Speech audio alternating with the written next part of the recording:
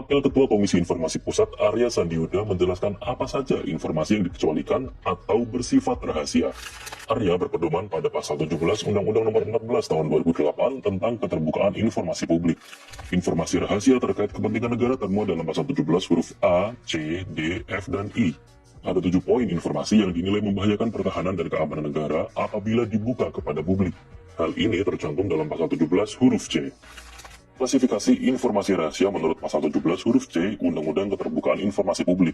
Yang pertama, informasi tentang strategi, intelijen, operasi, taktik, dan teknik yang berkaitan dengan penyelenggaraan sistem pertahanan dan keamanan negara, meliputi tahap perencanaan, pelaksanaan, dan pengakhiran atau evaluasi dalam kaitan dengan ancaman dari dalam dan luar negeri. Kedua, dokumen yang memuat tentang strategi, intelijen, operasi, teknik, dan taktik yang berkaitan dengan penyelenggaraan sistem pertahanan dan keamanan negara yang meliputi tahap perencanaan, pelaksanaan, dan pengakhiran atau evaluasi.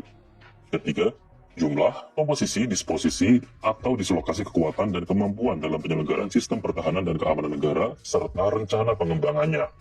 Keempat, gambar dan data tentang situasi dan keadaan pangkalan dan atau instalasi militer. Kelima, data perkiraan kemampuan militer dan pertahanan negara lain terbatas pada segala tindakan dan atau indikasi negara tersebut yang dapat membahayakan kedaulatan negara kesatuan Republik Indonesia dan atau data terkait kerjasama militer dengan negara lain yang disepakati dalam perjanjian tersebut sebagai rahasia atau sangat rahasia. Keenam, sistem persantian negara. Dan ketujuh, sistem intelijen negara. Berdasarkan informasi ini, terkait dengan pasal-pasal yang ada, Komisi Informasi Pusat tentunya berharap setiap calon presiden dan timnya merujuk pada Undang-Undang Nomor 14 Tahun 2008. Lalu, apa saja sih poin yang disinggung Anies maupun Ganjar dalam debat tersebut?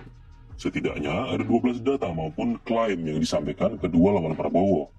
Apa saja yang dibilang Anies Baswedan? 1. Kementerian Pertahanan jadi salah satu kementerian yang dibobol hacker pada 2023. 2. 700 triliun rupiah anggaran pertahanan selama Prabowo menjabat tidak bisa mengatasi serangan siber, perdagangan manusia, serbuan narkoba, pencurian pasir laut, dan serangan hacker. Ketiga, soal kepemilikan lahan oleh Prabowo sebanyak 340.000 hektar mengutip Jokowi dalam debat Pilpres 2019. 4. Orang dalam di pengadaan alutsista selama Prabowo menjabat sebagai Menteri Pertahanan. Kelima, orang dalam di pengelolaan food estate Kementerian Pertahanan selama Prabowo menjabat sebagai Menteri Pertahanan. Apa saja yang dibilang Ganjar Pranowo? 1. Target minimum essential force tiap tahun yang tidak tercapai. Tahun 2023 hanya 65,49% dari target 79%. 2. Kerjasama pembuatan kapal selam antara PT PAL Indonesia dengan Korea Selatan yang diduga dibatalkan. Menhan Prabowo Subianto. 3. Persoalan perjalanan pengadaan alutsista di TNI yang terkadang tidak sesuai kebutuhan di lapangan karena sifat pengadaannya top-down. 4. Soal pesawat Mirage 2005 yang mau dibeli Menhan Prabowo sebelumnya pernah ditolak Menhan Juwono Sudarsono. 5. Peringkat Global Peace Index Indonesia yang menurun. 6. Anggaran Kementerian Pertahanan 2019-2021 selalu meningkat.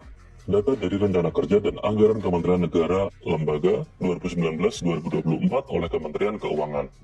Menanggapi hal itu, pengamat militer Made Supriyatma menilai yang ditanyakan Anies maupun Ganjar dalam debat tidak bersifat konfidensial.